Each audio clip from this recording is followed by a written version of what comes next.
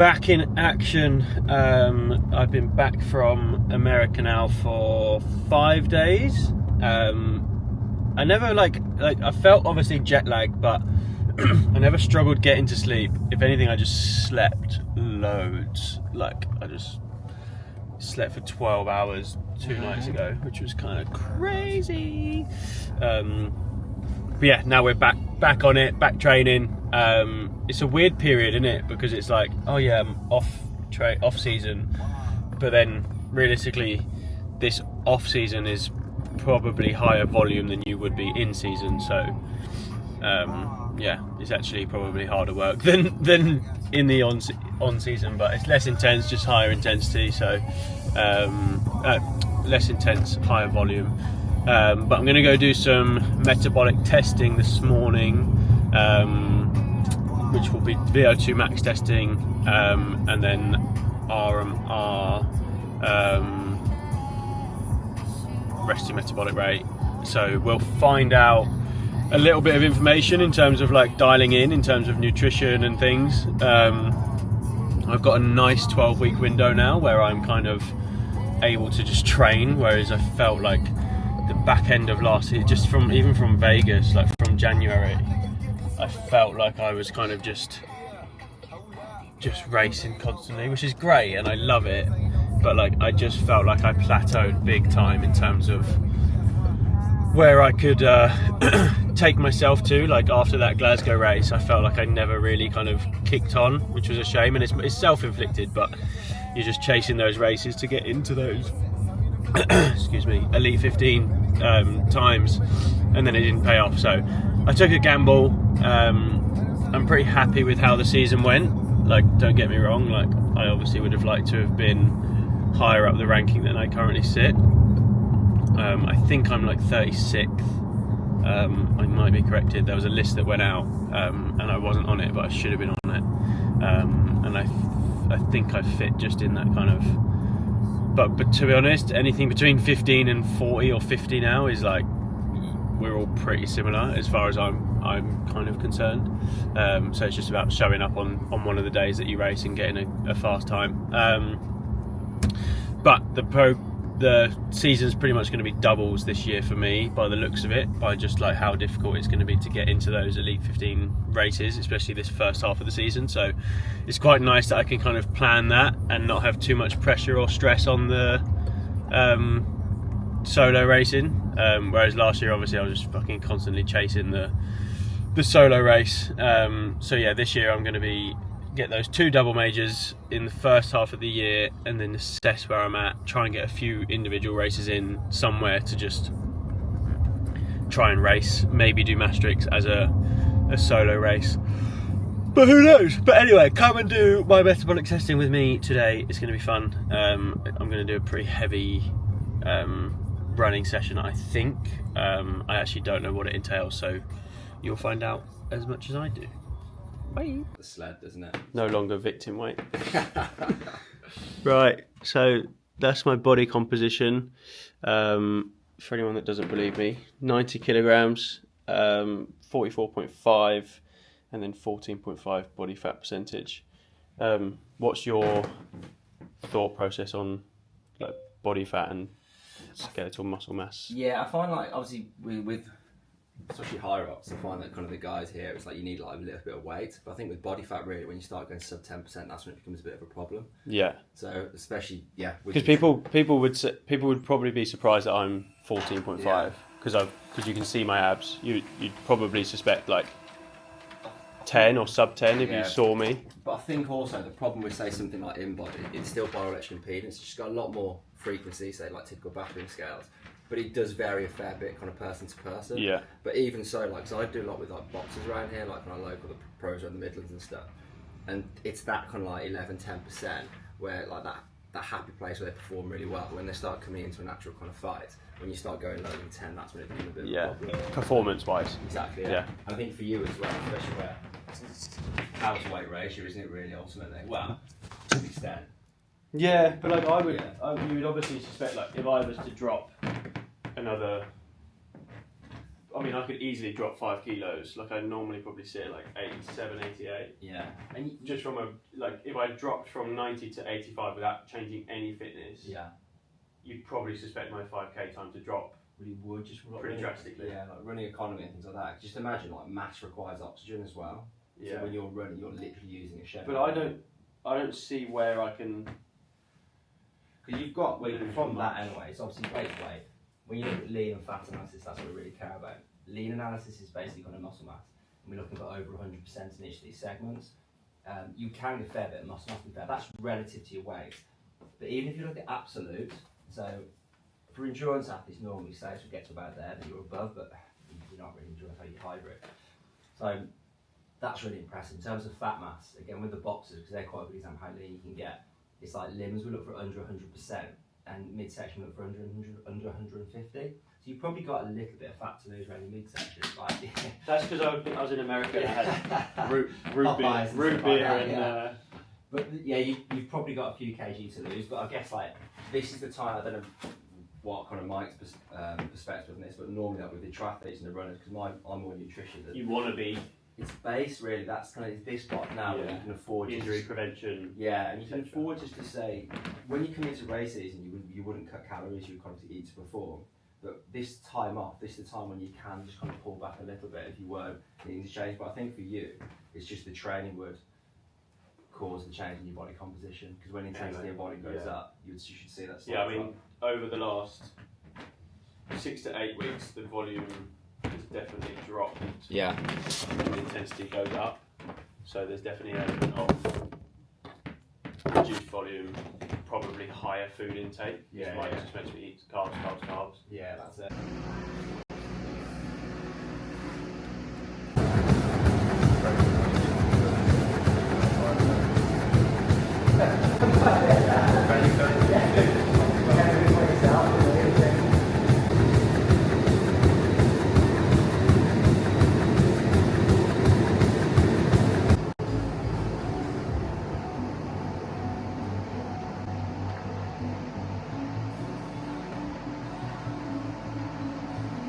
Let's go to 15.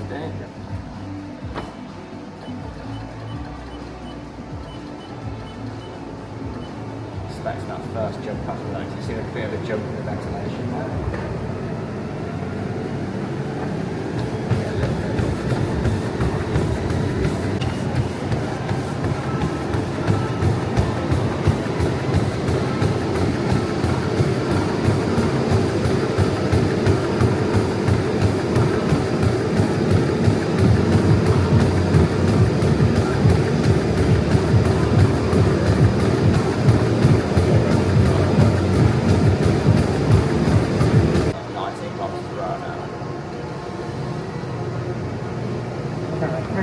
And then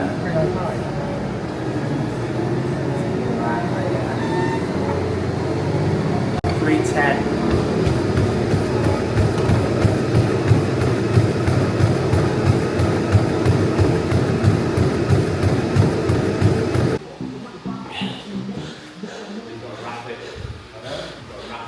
Wrap the whole test to me.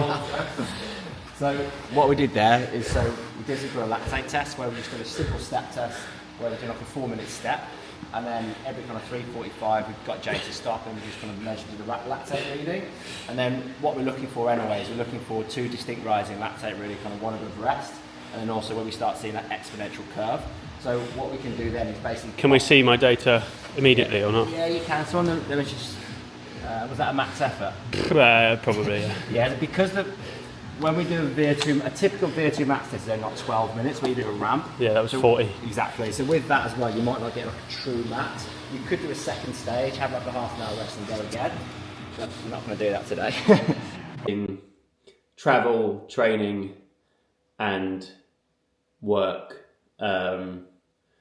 is a difficult balance. Like a lot of the time I'm very like, no, training comes first, but sometimes you have to tick some boxes and pay the bills. So I'm just going to make a drink now because I've got my session. It's now 9:10. It's going to take me about an hour to get into Battersea, and then I've got to get from Battersea to Canary Wharf. So in my drink, I'm going to be putting cyclic dextrin, which is basically like a carb mix. My belief is that it's like fast carbs, but it releases also slowly. So it's pretty good for like pre-workout, and it's not too heavy. Like it doesn't really sit. I don't find it like makes me like bloated or whatever. So I find that it's quite a good drink to put in my morning mix, because I'm always going to have a workout at around any time between 8:30 and 11, depending on what the plan is for the day. So at least I know then that I'm getting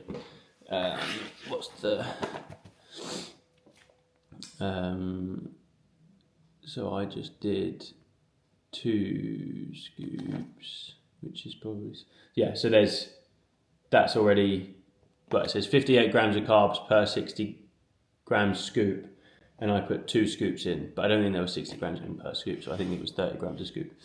Oh, maybe there is. So I basically just got 120 grams of carbs in this drink right now, but I need to triple check that. And then when I'm training, I'll have a gel. So like my carb intake without actually having any food is already in the hundreds plus, which means I'm going to be well fueled for the session, and like it's just another thing that's not going to be a reason as to why the session was bad. Like there's obviously loads of factors, like my sleep last night wasn't great, so I'm already thinking, don't want to go crazy, but and then a few other bits. But if you're kind of like dialed in and fueled well, then like you're laughing. L-citrulline, good for blood flow. Beta-alanine, everyone knows this by now. Tingle juice, I call it. Basically hydrogen buffer in a way, but just take it, it's good for you. Creatine, which I'll take as tablets. And then I always, just in the routine, like I don't know if I actually need it, but I just add it because I've been doing it and it feels good, so I'm not going to stop, because why would you? Good morning, welcome to my next episode on YouTube. Today we've got a pretty cool day, so I'm going over to Silverstone to do an event with Red Bull, and I thought it was a good opportunity to showcase what life can be like as someone who goes to some of these events and does some cool things. But this morning I've got a coaching session with my coach, so I will try and showcase a little bit of how that looks. Hopefully it's not too difficult this morning, because I'm feeling a little bit worse for wear. My calf's a bit sore, my back's a bit sore, and I feel a little bit, as you might be able to hear, grotty. So probably be an easier session this morning, and then I've got a half marathon on Sunday, so I think this will kind of go all the way up till there, and then I'll close off, and it will be very much of a vlog style, so if you don't like those ones, then welcome to what has essentially become my second home. Not sure what's on the cards today, but we'll find out very shortly. It like has a mind of its own. It's so smooth. See if you can sit any deeper in there.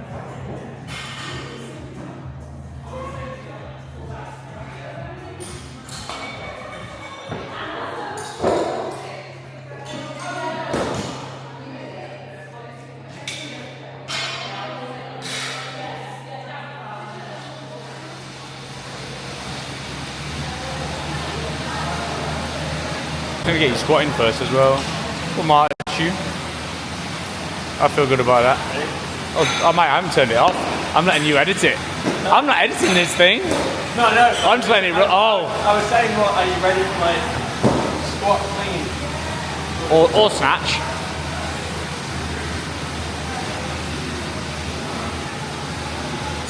Fight that 1 inch in the bottom, so go down and down and down. and then pause that extra bottom.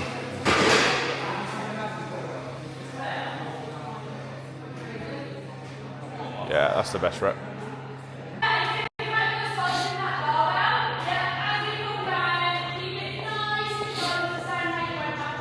And pull your heel to your bum as well with it. Obviously fall over if you want.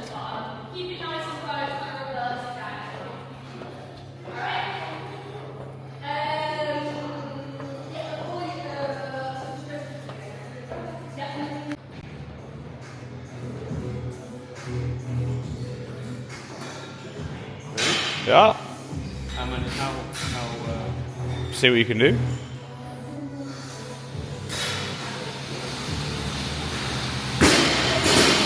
what? Whatever you think you can manage.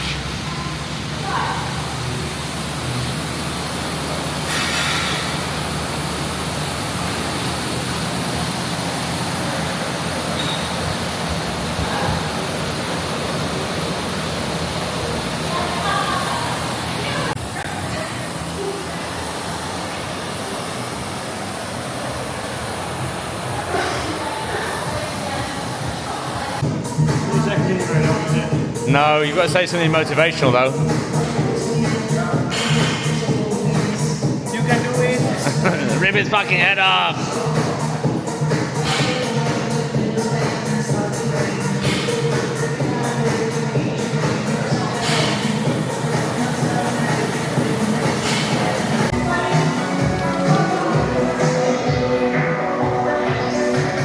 Over 1,000 meters. Two more. Oh my god. Might pay the price for this one.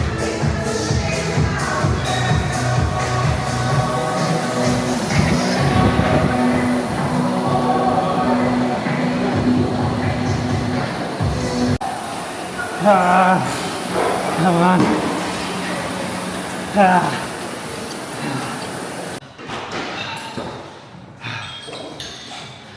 Come on, King of the Mountains.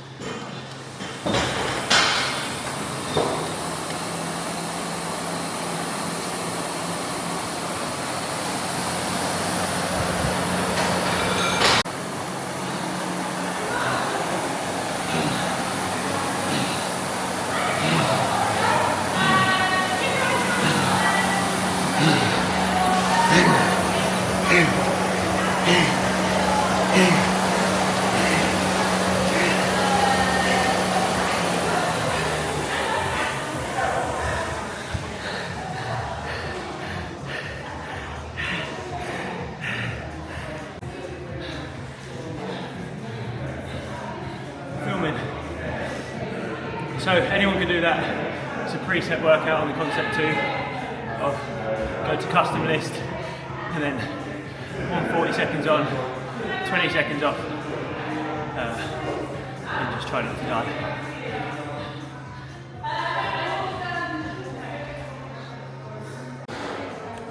Get it up for me. For anyone that cares for results, average was 326.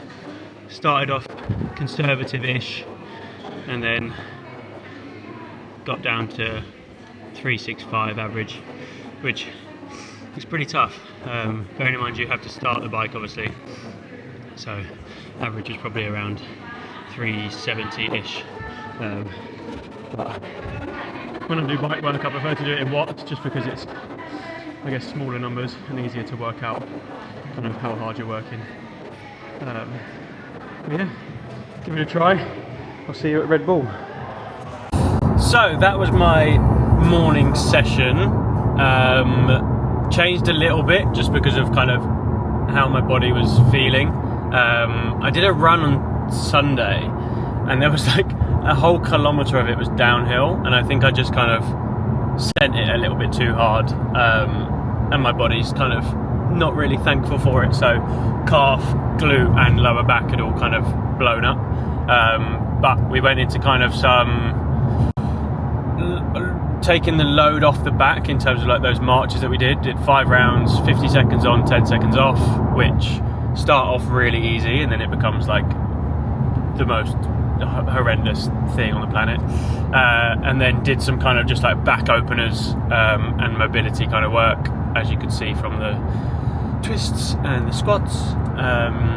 And then the main bulk of the session was purely just that kind of the bike session, again off feet loading, but kind of a minute 40 and then only 20-second rest is just kind of killer, because you can't set, as you probably saw from my splits, I started off almost quite conservative and then built into the session.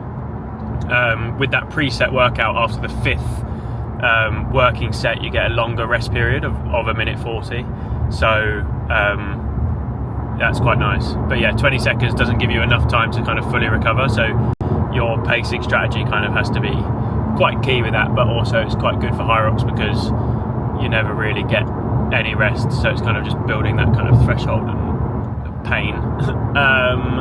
And now I'm driving to Silverstone, where we're going to go for lunch, and then we have a second workout of the day, which is called like Red Bull race pit circuit, I think, but it's going to be pretty epic and there's some pretty cool people there, so I'll try and remember to keep everyone up to date with filming, but sometimes I get too in the moment and then forget to film. So stay tuned, and hopefully the next bit is gnarly.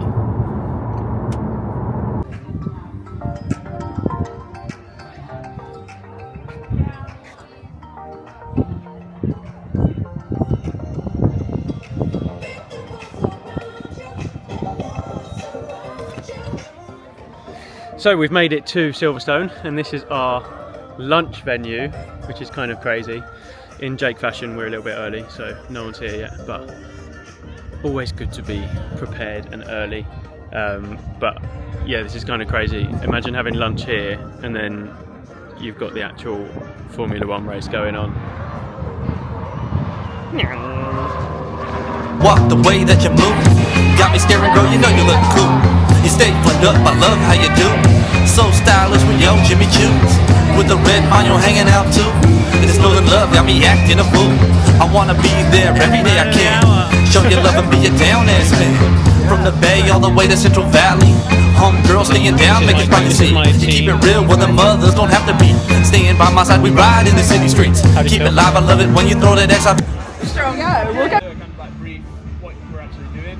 I don't know if you guys have been sent anything, but I'm just going to go through the full thing, so the full kind of workout. And then if you've got any questions, ask them along the way or if after. So obviously everyone's familiar with like the Hyrox format, where kind of like it's a run, station. Very similar, but the runs are a little bit longer. Welcome to the Red Bull pit race. Come join us as we crush everyone. Alright, team 9!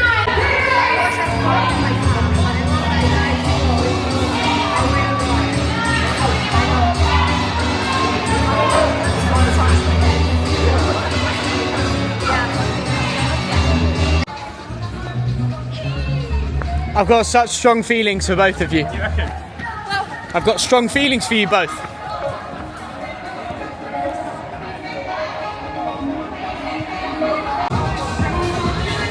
Guys, I got a boo-boo on my finger. They made me do 50 clean presses. No! Do that. Oh, I'm CrossFit. sorry, mate. It's okay. I feel alright still. How was the first lap? Fun. Yeah? I think the novelty might wear off on the second one, but it was really fun for the first one. But we'll see. This looks really tasty. We've got 5 point something. I make this song for homegirls everywhere. Got you by my side, now I'm looking debonair. The way you because that's how long the Silverstone track is, which is pretty cool. But they've capped the bike off at 1.9k because obviously you can rack up quite a lot of time on that. So when Esme gets back, we'll get this show on the road. Oh, hey, I didn't see you there.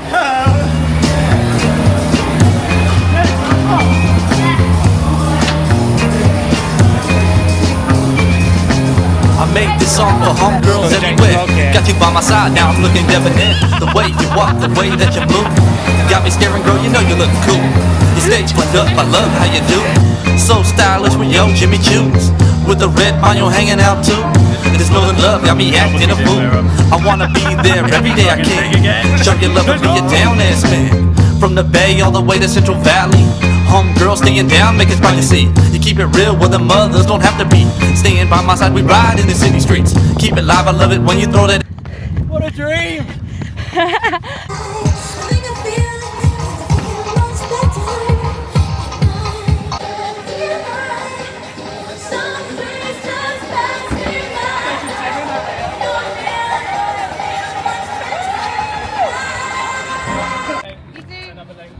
Yeah, you do 25 each. Yeah. Woo! I'll go down. Come on. Come on, then, Jay. What car? Nah, it's not 800 kilos. Can't be. That can't be 800 kg. He's putting the brakes on. What are you up to in there? Harry, what's your drink? That back right tyre better watch itself. Temptation to move. Let me give this next. I don't want to drop it. No, you take it. I don't think I'll move that.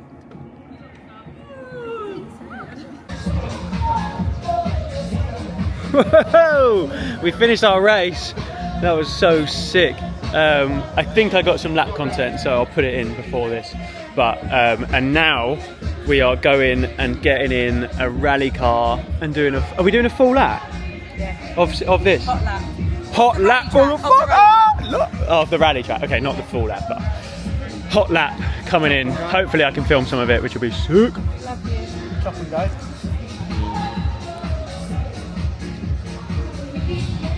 Are we getting in now? I am scared. You look like Regina George off of Mean Girls. So good.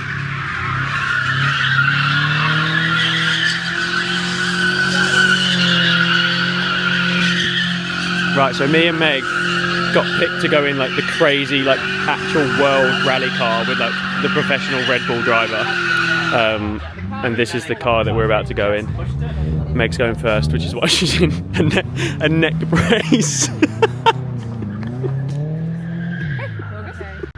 Oh God.